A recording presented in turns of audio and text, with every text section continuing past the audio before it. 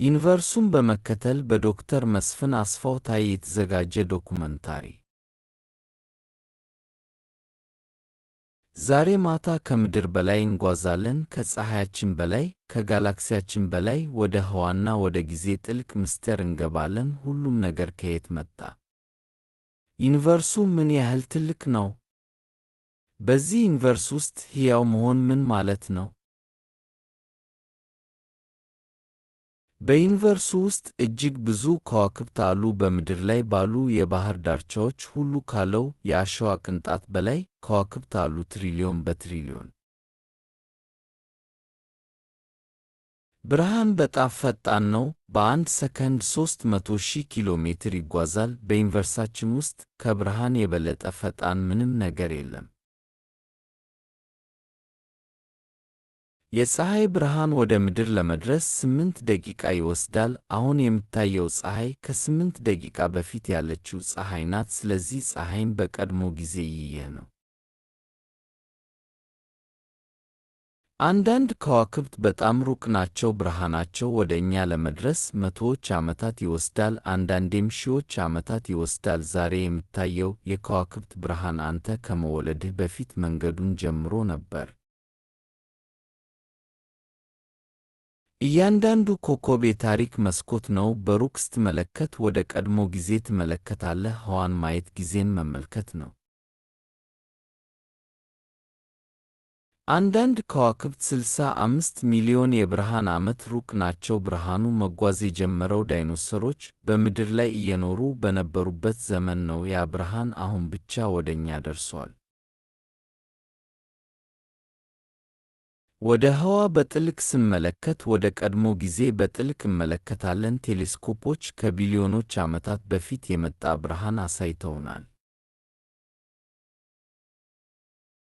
ዘመናዊ ቴሌስኮፖች ከ13 ቢሊዮን ዓመታት በፊት የመጣ ብርሃን ሊያዩ ይችላሉ።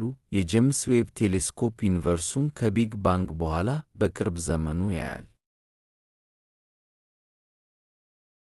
ዩኒቨርስ ምንድነው? ዩኒቨርስ ማለት ሁሉም ነገር ነው። ከትንሹ አቶም እስከ ትልቁ ጋላክሲ ያለው ሁሉ የዩኒቨርስ ክፍል ነው። ዩኒቨርሱ ከዋክብትን ይይዛል፣ ፕላኔቶችን ይይዛል፣ ጋላክሲዎችን ይይዛል። ጋላክሲ ማለት በስበት ኃይል አብረው የተያዙ ቢሊዮኖች ከዋክብት ማለት ነው።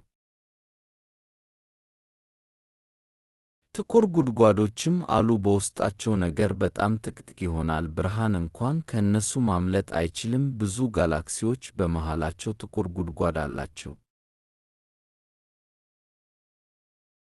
ከዋክብትና ጋላክሲዎች ብዙ ቢሆኑም ዩኒቨርሱ ብዙውን ጊዜ ባዶ ነው። በከዋክብት መካከል ታላቅ ባዶ ቦታ አለ። እኛ የምንኖረው በትንሽ ሰማያዊ ፕላኔት ላይ ነው። ስሟ ምድር ነው። እስካሁን ድረስ ሕይወት እንዳለባት የምናውቀው ብቸኛዋ ቦታ ናት። ምድር በ365 ቀናት አንድ ጊዜ ፀሐይን ትዞራለች። ፀሐይ ደግሞ በጋላክሲያችን ውስጥ ካሉ መቶዎች ቢሊዮን ከዋክብት አንዷ ናት። ፀሐይ የሚልኪ ዌይ ተብሎ በሚጠራ ታላቅ የዙር ቅርጽ ጋላክሲ ውስጥ ናት። ይህ ጋላክሲ ከ100 ቢሊዮን በላይ ከዋክብት ይዟል። የሚልኪ ዌይ ጋላክሲ በምንመለከተው ዩኒቨርስ ውስጥ ካሉ 2 ትሪሊዮን ጋላክሲዎች አንዷ ብቻ ናት። ዩኒቨርሱ መጨረሻ አለው ወይ? እኛ በእርግጥ አናውቅም። ብዙ ፊዚክስ ሊቃውንት ዩኒቨርሱ ወሰን የሌለው ሊሆን ይችላል ብለው ያምናሉ። በሰውነትህ ውስጥ ያለ እያንዳንዱ አቶም በሚሞት ኮከብ ውስጥ ተፈጥሯል። አንተ ከከዋክብት ትቢያ የተሠራህ ነህ።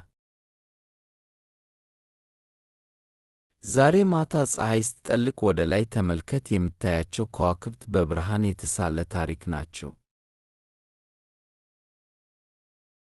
ዩኒቨርሱን በመከተል ስለተመለከታችሁ እናመሰግናለን። በዶክተር መስፍን አስፋው ታዬ